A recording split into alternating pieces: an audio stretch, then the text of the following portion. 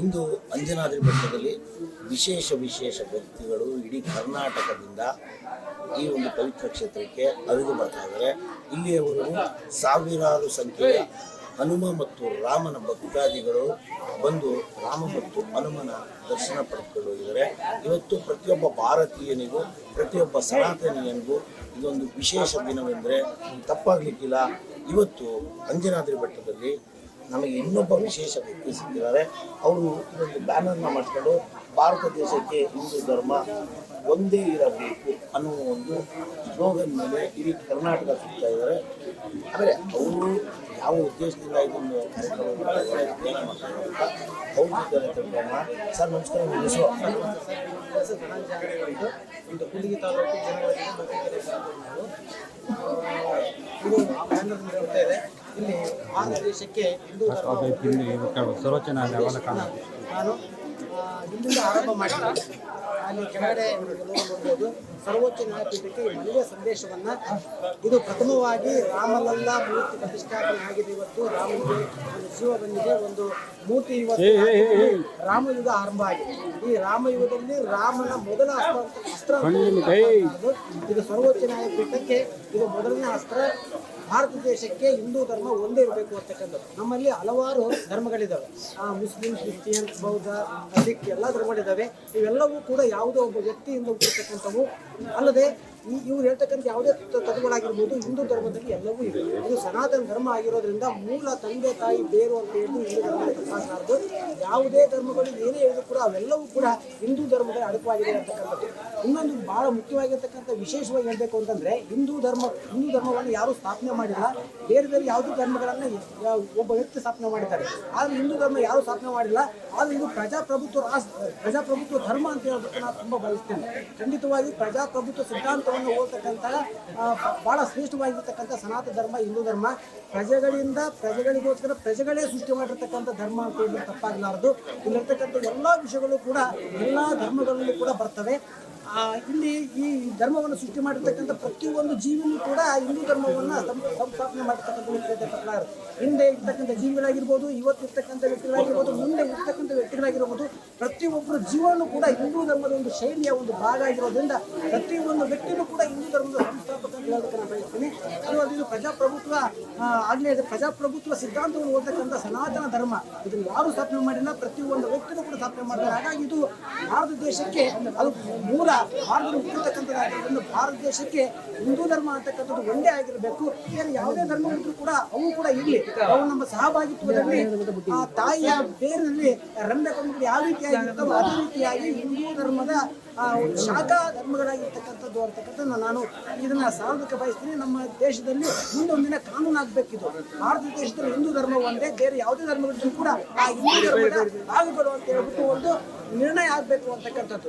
ಈಗ ನಾವು ಯಾವುದೇ ಒಂದು ಕಾಲಂನಲ್ಲಿ ಹಿಂದೂ, ವೀರಶೈವ, ಲಿಂಗಾಯತ, ಹಿಂದೂ ಅಥವಾ SC ST ಅಂತ ಎಲ್ಲ ಪರಿಸ್ಥಿತಿ. ಅದೇ ರೀತಿಯಾಗಿ ಹಿಂದೂ ಇಸ್ಲಾಂ ಮುಸ್ಲಿಂ ಅಂತ ಆಗಬೇಕು, ಹಿಂದೂ ಕ್ರಿಶ್ಚಿಯನ್ ಬೌದ್ಧ ಅಂತ ಆಗಬೇಕು, ಹಿಂದ ಜೈನ್ ಅಂತ ಆಗಬೇಕು. ಹಿಂದೂ ಕಾಮನ್ ಆಗಿ ಅದು ಎಲ್ಲ ಕಡೆ ಇರ್ತಕ್ಕಂಥದ್ದು ಆಗಿರೋದ್ರಿಂದ ಮುಂದೆ ಯಾವುದೇ ರೀತಿಯಾಗಿರ್ತಕ್ಕಂಥದ್ದು ಹಿಂದೂನ ಎಲ್ಲವೂ ಬಳಸಬೇಕು.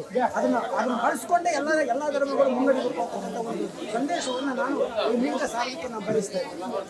ಇದೇನು ನ್ಯಾಯಪೀಠಕ್ಕೆ ಮನವಿ ಸಲ್ಲಿಸ್ತಾ ಇದೆ, ಸಂದೇಶ ಕೊಡ್ತಾರೆ. ಆಕ್ಚುಲಿ ನಾನು ಸಂದೇಶವನ್ನ ಕೊಡುವಂತ ಮುಖಾಂತರ ಮುಂದೊಂದು ದಿನ ಖಂಡಿತವಾಗಿಯೂ ಕೂಡ ನಾನು ಸರ್ವೋಚ್ಚ ನ್ಯಾಯಾಲಯಕ್ಕೆ ಇದೊಂದು ಪಿಟಿಷನ್ ಹಾಕ್ತಕ್ಕಂಥ ಯೋಚನೆಯನ್ನು ಮಾಡಿದ್ದೀನಿ ಸರ್. ಎಲ್ಲರ ಸಹಕಾರ, ಭಾರತೀಯರ ಎಲ್ಲರ ಸಹಕಾರದೊಂದಿಗೆ ಎಲ್ಲ ಪ್ರಜೆಗಳ ಒಂದು ಹಿತದೃಷ್ಟಿಯಿಂದ ಕೂಡ ಇಲ್ಲಿ ಎಲ್ಲರೂ ಅನ್ಯೋನ್ಯವಾಗಿರ್ಬೇಕು ಅಂದ್ರೆ ಒಂದು ಭಾರತ ದೇಶಕ್ಕೆ ಒಂದು ಧರ್ಮದ ಅವಶ್ಯಕತೆ ಖಂಡಿತ ಇದೆ. ಅದು ಸನಾತನ ಧರ್ಮ ಎಲ್ಲರೂ ಒಪ್ಕೋಬೇಕು. ಯಾಕಂದ್ರೆ ಯಾರು ಸ್ಥಾಪನೆ ಮಾಡಿಲ್ಲ. ಪ್ರಜೆಗಳು ಕೂಡ ಇರ್ತಕ್ಕಂಥದ್ದು ಇರ್ತಕ್ಕಂಥ ಪ್ರತಿಯೊಂದು ಪ್ರಜೆಗಳು ಕೂಡ ಈ ಧರ್ಮವನ್ನು ಸಂರಕ್ಷಣೆ ಮಾಡ್ತಕ್ಕಂಥ ಎಲ್ಲರೂ ಒಪ್ಕೋಬೇಕು. ಹಾಗಾಗಿ ಧರ್ಮ ಭಾರತ ದೇಶಕ್ಕೆ ನಾನು ಬಯಸಿ ನಾನು ಇದೊಂದೇ ಆಯ್ತು. ಈಗ ಮುಗಿತ ಇನ್ನು ಯಾರು ಕಳಿಸಲ್ಲ, ಸೀದಾ ಬೆಂಗಳೂರು ಬಂದು ಕಳ್ಸೋದು. ಯಾರು ಕಳ್ಸಕ್ಕಾಗಲ್ಲ ಸರ್, ಹೊಡ್ತೀನಿ, ಟೈಮ್ ಆಯ್ತು. ಪೂಜೆದಲ್ಲಿ ಐತಿ, ನಾಳೆ ಬಂದು ಅಲ್ಲೇ ಕೊಡ್ತೀನಿ. ರಾಮ ಸೇತುವೆಯನ್ನು ಉಳಿಸಿ ಹಿಂದೂ ಧರ್ಮ ಬೆಳೆಸಿ ಅಂತಕ್ಕಂಥ ಒಂದು ಶೇಖರಣೆ ಮಾಡಿದೆ. ಅವತ್ತು ಕೂಡ ಗೊತ್ತಿಲ್ವಾ?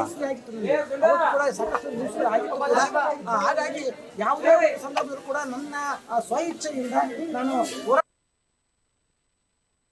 ಮಾಡದೆ ನನ್ನದಾಗಿರ್ತಕ್ಕಂಥ ದೇಶ ಸೇವೆ, ನನ್ನದಾಗಿರ್ತಕ್ಕಂಥ ದೈವ ಸೇವೆ, ನನ್ನದಾಗಿರ್ತಕ್ಕಂಥ ಧರ್ಮ ಸೇವೆಯನ್ನು ಮಾಡಬೇಕು ಅನ್ನೋ ದೃಷ್ಟಿಯಿಂದ ನಾನು ಚಿಕ್ಕ ವಯಸ್ಸಿಂದ ಕೂಡ ಇಂಥ ಆಲೋಚನೆಯನ್ನು ಮಾಡಿಕೊಂಡು ಹೋರಾಟಗಳನ್ನು ಮಾಡ್ತಾ ಬಂದಿದ್ದೀನಿ ಸರ್. ಸೊ ಇದನ್ನು ಕೂಡ ಸುಪ್ರೀಂ ಕೋರ್ಟ್ಗೆ ಏನಿದೆ ನಾನು ಮುಂದೊಂದು ದಿನ ಅರ್ಜಿ ಆಗ್ತಕ್ಕಂಥ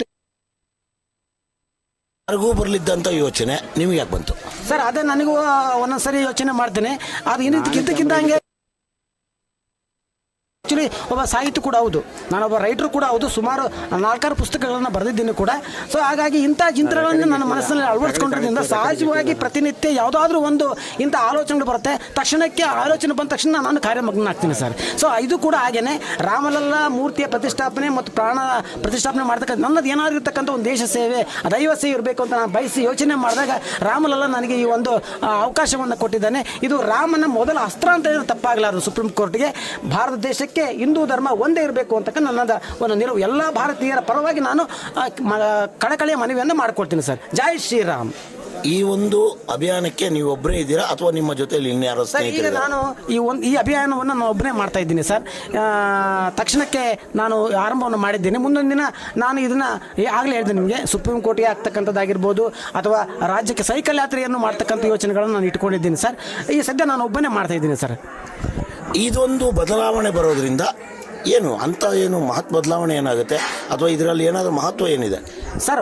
ಇದು ಬದಲಾವಣೆ ಆಗೋದ್ರಿಂದ ಯಾವುದೇ ವ್ಯಕ್ತಿಗಳಲ್ಲಿ ಬೇರೆ ಕೋಮು ಆಗಿರ್ಬೋದು, ನಮ್ಮ ಏನು ಇದಾವಲ್ಲ ಜಾತಿಗಳನ್ನ, ಆ ಜಾತಿ ಪದ್ಧತಿ ಅಂತ ಸಹಜವಾಗಿ ಸಂಪೂರ್ಣವಾಗಿ ಕಡಿಮೆ ಆಗೋಗುತ್ತೆ ಸರ್.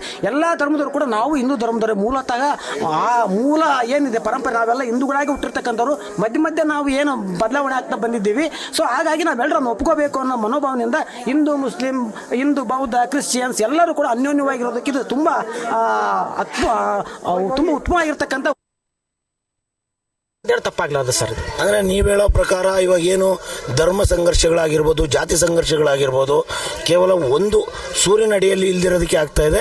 ಅದಕ್ಕಾಗಿ ಎಲ್ಲ ಧರ್ಮ ಮತ್ತು ಜಾತಿಗಳ ಮುಂದೆ ಹಿಂದೂ ಅಂತ ಬಂದಾಗ ಎಲ್ಲರೂ ಒಂದಾಗಿರ್ತೀವಿ, ಅವಾಗ ಯಾವುದೇ ರೀತಿಯಾದ ಗಲಭೆ ಮತ್ತು ಘರ್ಷಣೆಗಳಿರಲ್ಲ ಅನ್ನೋತಾನೆ ನೀವು ಹೇಳ್ತಾ ಇರೋದು. ಏನಾಗ್ಬಿಟ್ಟಿದೆ ಅಂತಂದ್ರೆ ಹಿಂದೂನೇ ಬೇರೆ, ಮುಸ್ಲಿಮೇ ಬೇರೆ, ಬೌದ್ಧನೇ ಬೇರೆ ಅಂತಕ್ಕಂಥದ್ದು ಅದು ಬಂದ್ಬಿಟ್ಟಿದೆ. ಸೊ ಹಾಗಾಗಿ ಅದು ಆಗಬಾರ್ದು, ಅದು ಸರಿ ಹೋಗ್ಬೇಕು ಅನ್ನೋದಾದ್ರೆ ಖಂಡಿತ ಹಿಂದೂ ಧರ್ಮ ಎಲ್ರಿಗೂ ಸಂಬಂಧಪಟ್ಟಿದ್ದು ಅಂತಕ್ಕಂಥದ್ದು ಒಂದು ಭಾಗ ಆಗ್ಬೇಕು ಸರ್.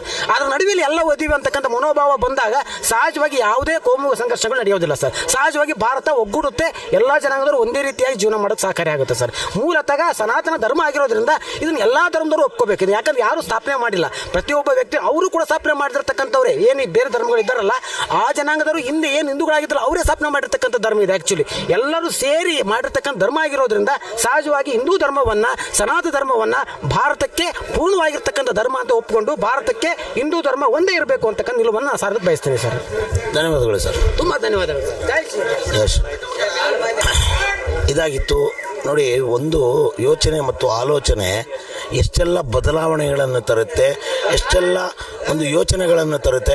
ಇವತ್ತು ಭಾರತೀಯರು ಮತ್ತು ಸನಾತನಿಯರು ಕೇವಲ ಧರ್ಮ ಉಳಿವಿಗಾಗಿ ಅಲ್ಲ, ಒಂದು ಮಾನವೀಯತೆ ದೃಷ್ಟಿಕೋನದಲ್ಲಾಗಿರ್ಬೋದು, ಪ್ರತಿಯೊಂದು ವಿಚಾರದಲ್ಲೂ ತುಂಬ ಅದ್ಭುತವಾದ ಯೋಚನೆಗಳನ್ನ ಇಟ್ಕೊಂಡಿದ್ದಾರೆ. ಇವತ್ತೇನು ಹಲವಾರು ಮತಪಂಥಗಳು ಮತ್ತು ಧರ್ಮಗಳ ವಿಚಾರದಲ್ಲಿ ಅಣ್ಣ ತಮ್ಮರಂತೆ ಇರಬೇಕಾದಂಥ ನಾವುಗಳು ಹಿಂದೂ, ಮುಸ್ಲಿಂ, ಕ್ರಿಶ್ಚಿಯನ್, ಬೌದ್ಧ, ದಲಿತ ಇನ್ನೊಂದು ಹಲವಾರು ವಿಚಾರಗಳಲ್ಲಿ ನಮ್ಮಲ್ಲೇ ಒಂದು ಕೋಮು ಗಲಭೆಗಳು, ಜಾತಿ ಗಲಭೆಗಳಾಗಿ ನಮ್ಮಲ್ಲೇ ಒಂದು ಒಡುಕು ಬರ್ತಾ ಇದೆ. ಹಾಗಾಗಿ ಎಲ್ಲದಕ್ಕೂ ಹಿಂದೂ ಧರ್ಮ ಮುಂದೆ ಬಂದಾಗ ಪ್ರತಿಯೊಬ್ಬ ಭಾರತೀಯನು ಹಿಂದೂ ಧರ್ಮ ಎಂದು ನಂಬಿದಾಗ ಯಾವುದೇ ರೀತಿಯಾದ ಸಂಘರ್ಷಗಳಾಗಲಿ ಆಗೋದಿಲ್ಲ ಅಂತ ಇವರ ಒಂದು ಬಲವಾದ ನಂಬಿಕೆ ಇದೆ. ಇದೇ ವಿಚಾರವಾಗಿ ಅವರು ಸರ್ವೋಚ್ಚ ನ್ಯಾಯಾಲಯಕ್ಕೆ ಮುಂದಿನ ದಿನಗಳಲ್ಲಿ ಅರ್ಜಿ ಹಾಕುವಂಥ ಒಂದು ಸಂಭವವೂ ಇದೆ ಅಂತ ಹೇಳ್ತಾ ಇದ್ದಾರೆ. ತುಂಬ ಅದ್ಭುತವಾದ ಯೋಚನೆ. ಭಾರತೀಯರು ಒಂದಾಗಿದ್ದಾಗ ಸದೃಢ ಭಾರತ ಕಟ್ಟೋಕ್ಕಾಗುತ್ತೆ. ಆಗಲಿ ನಾವೆಲ್ಲ ಒಳ ಜಗಳಗಳು ಮತ್ತು ನಮ್ಮಲ್ಲೇ ಹಲವಾರು ಸಂಘರ್ಷಗಳು, ಮತಭೇದಗಳು ಮತ್ತು ಜಾತಿ ವಿಚಾರಗಳಲ್ಲಿ ಕಿತ್ತಾಡ್ತಾ ಕೂತಾಗ ನಮ್ಮ ಪಕ್ಕದ ಶತ್ರು ರಾಷ್ಟ್ರಗಳಿಗೆ ಅದೇ ಅಸ್ತ್ರ ಆಗುತ್ತೆ. ಹಾಗಾಗಿ ಭಾರತದ ಪ್ರತಿ ಪ್ರಜೆಯು ಒಂದಾಗಿರಬೇಕು ಅಂತ ಅಶ್ವವೇಗ ಚಾನಲ್ ಸಹ ಬಯಸ್ತಾ ಇದೆ. ಧನ್ಯವಾದಗಳು. ತುಂಬ